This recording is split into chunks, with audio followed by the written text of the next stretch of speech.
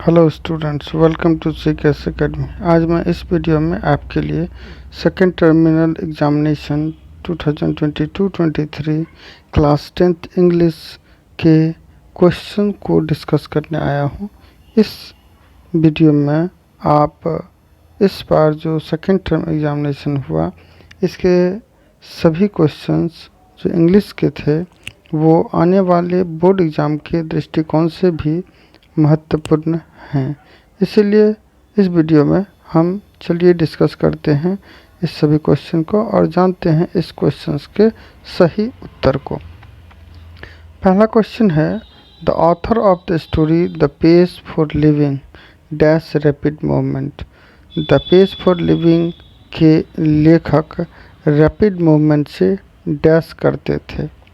तो इसका सही जवाब होगा एंजॉयस, क्योंकि उन्होंने कहा है कहानी में, यदि आपने पढ़ा है तो वो रैपिड मूवमेंट को डिसलाइक नहीं करते थे और वो एंजॉय करते थे, लेकिन उनका शर्त ये था कि गाड़ी उनकी ना हो और ड्राइविंग वो स्वयं कर रहे हो, तब उनको रैपिड मूवमेंट अच्छा लगता था।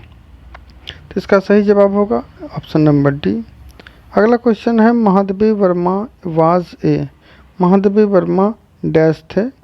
तो इसका सही जवाब होगा ऑप्शन नंबर सी, ड्रामेटिस्ट। यदि ऑप्शन नंबर ए में जर्नलिस्ट होता तो उन्होंने पत्रिका के लिए भी लिखा था, तो वो आंसर सही होता, लेकिन वहाँ पे ऐसा नहीं है, तो इसीलिए ऑप्शन नंबर सी इसका सही जवाब होगा, जो कि है dramatist. Which ointment was applied to the wound of Gillu. Gillu के घाव पे कौन सा मलहम लगाया गया था? तो इसका सही जवाब होगा ऑप्शन नंबर बी, पेनिसिलिन। अगला क्वेश्चन है, what was Gillu's favourite food. Gillu का पसंदीदा भोजन क्या था? काजू, गुआवा, ऑरेंज, बनाना। तो इसका सही जवाब है काजू। अगला क्वेश्चन है question number 5, Aung San Suu Kyi received the Nobel Peace Prize in dash. Aung San Suu की को नोबेल पीस प्राइज कब मिला था?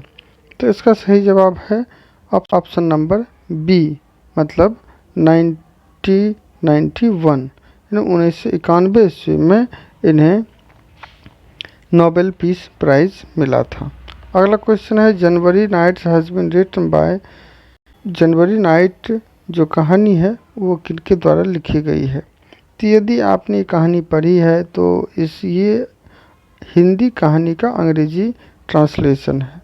यह कहानी बहुत ही प्रसिद्ध कहानी है प्रेमचंद की, जो हिंदी की, जो कि जिसका शीर्षक है पूस की रात। उसी को अंग्रेजी में जब ट्रांसलेट किया गया तो उसका नाम रखा गया जनवरी नाइट्स, और इस तरीके से इसका सही जवाब होगा ऑप्शन नंबर बी, यानी कि प्रेमचंद। अगला क्वेश्चन है, mister Gessler was a. Mister Gessler एक डैश थे। तो सही जवाब है इसमें शू मेकर। मिस्टर गेस्लर जो थे एक जूता सीने वाला थे, यानी मोची थे, शू मेकर थे। अगला क्वेश्चन है, who has written Gillu. Gillu नामक कहानी जो है वो किसने लिखी है? तो इसका सही जवाब है महादेवी वर्मा। अगला क्वेश्चन है, which prize is greatest of prizes. कौन सा प्राइज है जो कि सबसे महत्तम प्राइज माना जाता है? तो इसका सही जवाब होगा ऑप्शन नंबर डी, जो कि है नोबेल प्राइज फॉर पीस या नोबेल पीस प्राइज। यदि भारत का सर्वश्रेष्ठ प्राइज देखा जाए तो वो होता है भारत रत्न, जो कि ऑप्शन नंबर सी में है, लेकिन यहाँ ग्रेटेस्ट ऑफ प्राइजेज पूछा गया है, तो पूरी दुनिया में सबसे जो महत्वपूर्ण प्राइज़ है वो नोबेल पुरस्कार को ही माना जाता है, इसीलिए Nobel prize for peace option जो है डी, ये सही होगा। अगला क्वेश्चन है, who visited the old woman one day. इसका सही जवाब होगा सम यंग पीपल। यदि आपने कहानी पढ़ा है तो कुछ लोग उस बूढ़ी औरत के घर में घुस आए थे, जो कि युवा लोग थे। अगला क्वेश्चन है, in the bet the banker decided to murder the dash. The bet कहानी में बैंकर किसे मारने का प्लान बनाता है, डिसीजन लेता है? तो इसका सही जवाब है ऑप्शन नंबर सी, लॉयर। क्योंकि लॉयर के साथ ही उनकी बेट लगी थी 2 मिलियन की, और वो समय पूरा होने के बाद सोचता है यदि लॉयर को मार दिया जाए तो उसका पैसा बच जाएगा। अगला क्वेश्चन है हल्कू इज ए कैरेक्टर इन। हल्कू किस कहानी का एक पात्र है? तो इसका सही जवाब होगा जनवरी नाइट्स। जनवरी नाइट्स यानी पूस की रात में हल्कू, मुन्नी और जबरा, ये 3 महत्वपूर्ण कैरेक्टर थे। इसके अतिरिक्त एक जमींदार जिसके ज़मीन पे हल्कू खेती करता था वो भी हुआ करता था। अगला क्वेश्चन है which is the most potent and versatile art form. कौन सा कला का ऐसा फॉर्म है, ऐसा रूप है जिसमें सबसे ज़्यादा शक्ति मानी जाती है? तो उसका सही जवाब होगा ऑप्शन नंबर सी, सिनेमा। क्योंकि सिनेमा में इतनी शक्ति है कि यह करोड़ों व्यक्ति को अपने से प्रेरणा दे सकता है, उसे प्रेरित कर सकता है, वहाँ तक सूचनाओं को पहुँचा सकता है। तो सिनेमा टीचिंग का एक अच्छा माध्यम है, सोशल अवेयरनेस के लिए एक अच्छा माध्यम है, इसीलिए इसको वर्सटाइल आर्ट फॉर्म में सबसे पोटेंशियल माना जाता है। अगला क्वेश्चन है a happy man get dash sleep at night. कविता के अनुसार एक खुशी व्यक्ति, सुखी व्यक्ति जो खुश होता है वो रात में डैश स्लीप लेता है, कैसी नींद लेता है? तो उसका सही जवाब होगा साउंड स्लीप। यहाँ पे साउंड का मतलब बहुत सुंदर गहरी नींद। अगला क्वेश्चन है who has written the poem coal. Coal poem को किसने लिखा? तो इसका सही जवाब होगा कि इसे पूरन सिंह के द्वारा लिखा गया है। Who is the father of old woman in once upon a time. Once upon a time में उसी बूढ़ी औरत जिसकी अभी तुरंत ही चर्चा किए थे उसके पिता कौन हैं? तो इसका सही जवाब होगा option number C, an American slave. अगला क्वेश्चन है according to the poet of ode on solitude a happy man is one who is. तो ओड एंड सॉलिट्यूड कविता के अनुसार एक खुशी व्यक्ति, सुखी व्यक्ति, खुश व्यक्ति वो है जो। तो इसका सही जवाब होगा कंटेंट, जो संतुष्ट हो, जिसमें संतोष हो वही व्यक्ति खुशी होता है, सुखी होता है। अगला क्वेश्चन है who has compose the poem polythene bag. Polythene bag कविता को किसने कंपोज किया है? तो इसका सही जवाब है दुर्गा प्रसाद पांडा। तो इसे दुर्गा प्रसाद पांडा ने कंपोज किया है। अगला क्वेश्चन है the man in the empty heart was rich but not dash.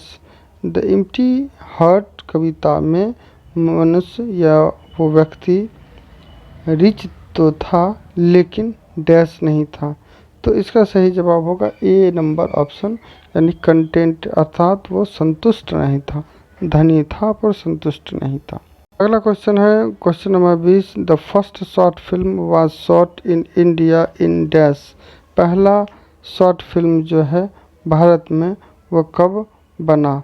तो इसका सही जवाब होगा 1907 यानी 1907 में, option number A.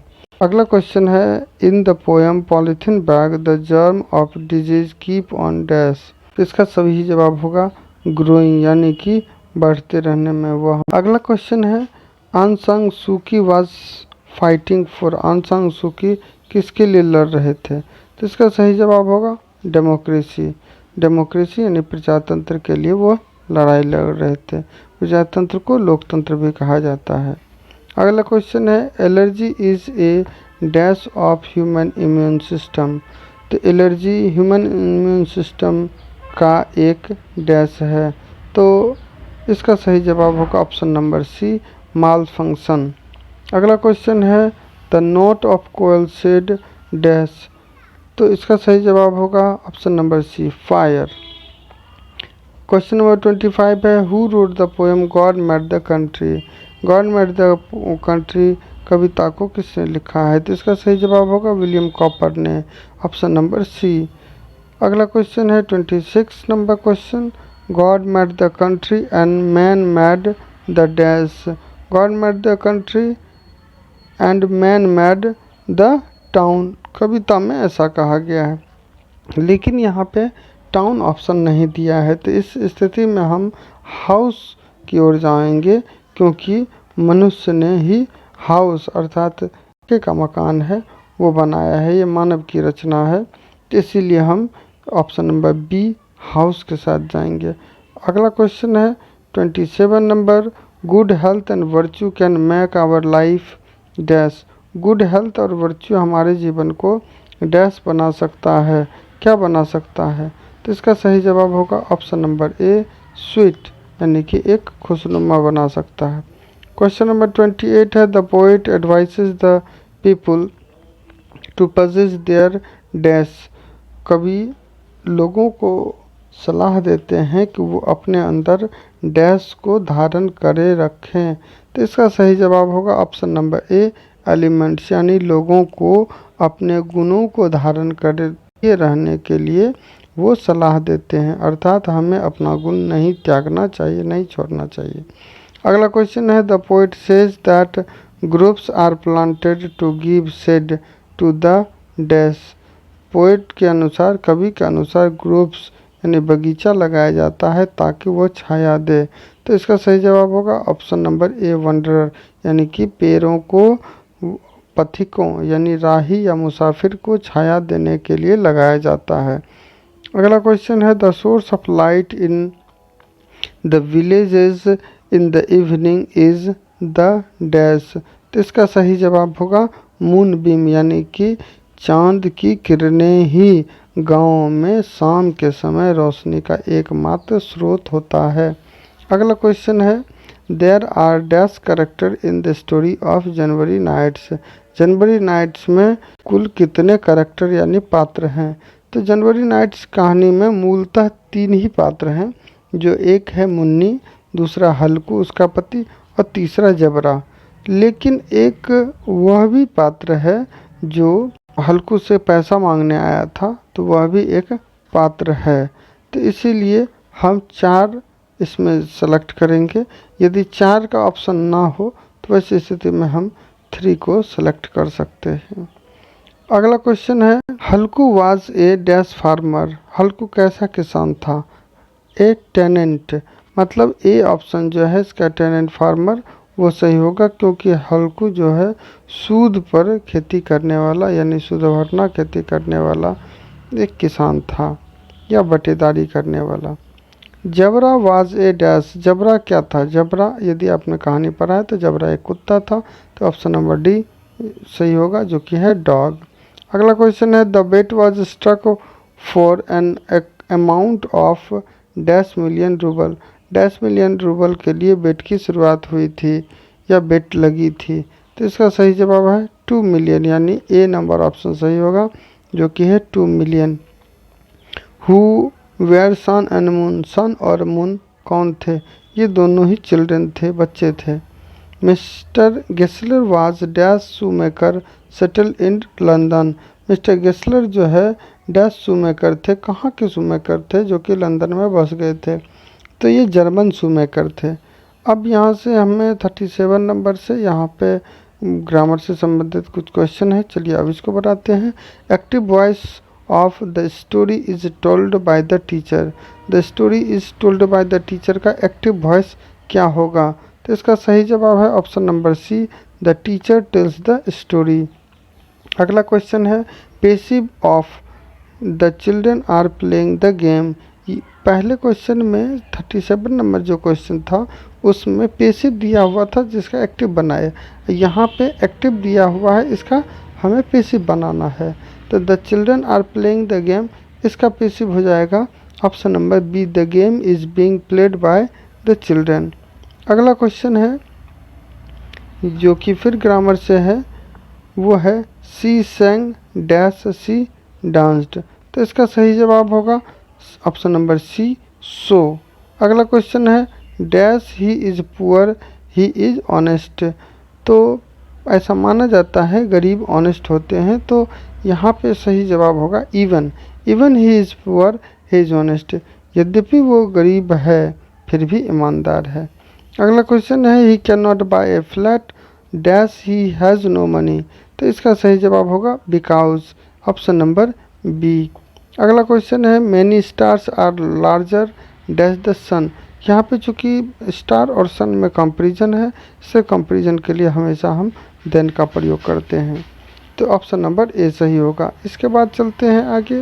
Bread and butter dash my favourite food. ये ब्रेड एंड बटर या राइस एंड करी, इसको as a meal overall singular माना जाता है, इसलिए इसमें हमेशा सिंगुलर वर्ब का प्रयोग होता है। इसलिए ब्रेड एंड बटर के साथ इज का प्रयोग होगा। बच्चे जनरली आर का प्रयोग करते हैं, लेकिन यहाँ ब्रेड और बटर एक मील को दिखाता है, एक भोजन को दिखाता है, इसीलिए इसमें इज का ही प्रयोग करेंगे। Bread and butter is, option number ए। अगला है economics dash not an interesting subject.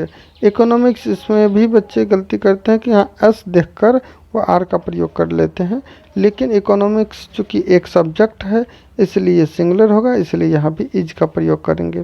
Slow and steady dash the race, ठीक ऊपर वाला क्वेश्चन में अभी हम पढ़े थे ब्रेड एंड बटर, वही कंडीशन यहाँ भी लागू होता है। यह एक अवस्था की ओर दिखाता है, एक परिस्थिति की ओर बताता है, इसलिए यहाँ भी slow and steady wins the race, इसमें ऑप्शन नंबर बी सही होगा।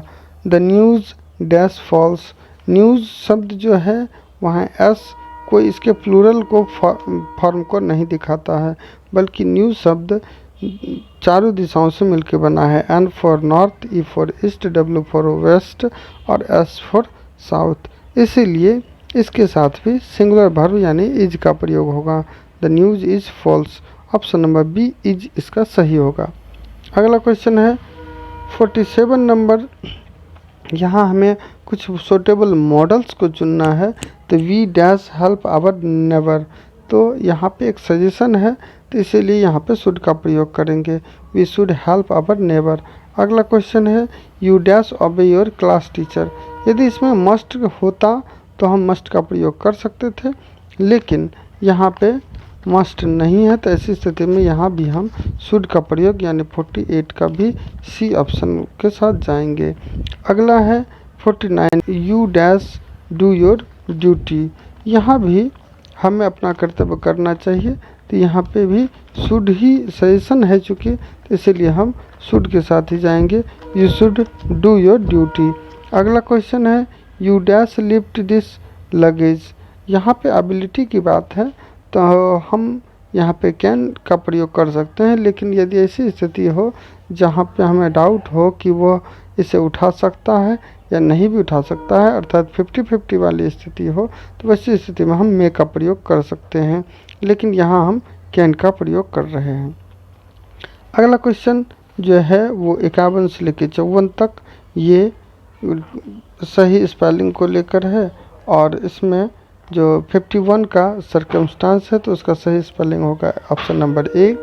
52 में जो अम्यूज़मेंट है इसका भी ऑप्शन नंबर ए सही है, और 53 में जो मोटिव है इसका ऑप्शन नंबर बी सही है, और 54 में जो वर्सटाइल है इसका भी ऑप्शन नंबर बी सही है। अब आगे हम बढ़ते हैं 55 से। यहाँ से ट्रांसलेशन दिया गया है, मैं ट्रेन से दिल्ली गया। सबसे पहले हम इसमें टेंस पहचानेंगे, ये पास्ट इंडेफिनिट टेंस का है, तो इसलिए इसका option number A I went to Delhi by train सही होगा। दूसरा सूरज पूरब में उगता है, यहाँ उगता है लिखा हुआ है, इसका मतलब ये प्रेजेंट इंडेफिनिट टेंस का है, इसीलिए इसका सही जवाब होगा option number A the sun rises in the east. अगला क्वेश्चन है टहलना एक अच्छा व्यायाम है, तो यह भी टू बी क्रिया का है, यानी इज आर एम के प्रयोग से इसे बना सकते हैं। तो यहाँ पे दो ऑप्शन ए और सी सही हो सकता है, लेकिन सी ऑप्शन में गुड शब्द का प्रयोग नहीं किया गया है, इसीलिए ऑप्शन नंबर ए सही होगा। यदि सी ऑप्शन में भी गुड का प्रयोग किया जाता तो ट्रांसलेशन वो भी सही होता और ए नंबर भी सही होता, लेकिन यहाँ गुड नहीं होने की वजह से केवल ऑप्शन नंबर ए सही है। अगला क्वेश्चन है वह एक अच्छा खिलाड़ी है। वह एक अच्छा खिलाड़ी, यह भी टू बी का सेंटेंस है, अर्थात इसमें भी इज आर एम का प्रयोग से बनाया जाएगा, तो इसका option number A he is a good player सही होगा। अगला क्वेश्चन प्रीपोजिशन से संबंधित है। सी लाफ्स डैश पुअर, तो इसका सही जवाब होगा at, option number A she laughs at poor. अगला क्वेश्चन है 60 नंबर, बिवेयर डैश डॉग्स। तो इसका सही जवाब होगा बिवेयर ऑफ डॉग्स। इस बिवेयर के साथ ऑफ प्रीपोजिशन लगता है। इस तरह से ऑप्शन नंबर ए सही है। तो इस प्रकार हम लोगों ने पूरे 60 ऑब्जेक्टिव क्वेश्चंस जो है डिस्कस किए, जो कि आप अब चेक कर सकते हैं कि आपका कितना क्वेश्चन सही हुआ। और साथ ही साथ अगर इसका 2-4 बार रिवीजन यदि आप कर लेते हैं तो इसमें से कई क्वेश्चन हो सकता है कि बोर्ड एग्ज़ाम में भी आ जाए। तो ऐसी स्थिति में आपके लिए काफ़ी हेल्पफुल होगा, और यदि नहीं भी आता है तो आपको ज्ञान तो होगा ही। तो इसीलिए इसी अपेक्षा के साथ कि आप इससे काफ़ी लाभ उठाएंगे। चलिए आज के लिए बस इतना ही। धन्यवाद। वीडियो देखने के लिए बहुत बहुत धन्यवाद। यदि आपको पसंद आया हो तो इसे लाइक करें और अपने दोस्तों में, अपने सहपाठियों में इसे शेयर भी करें।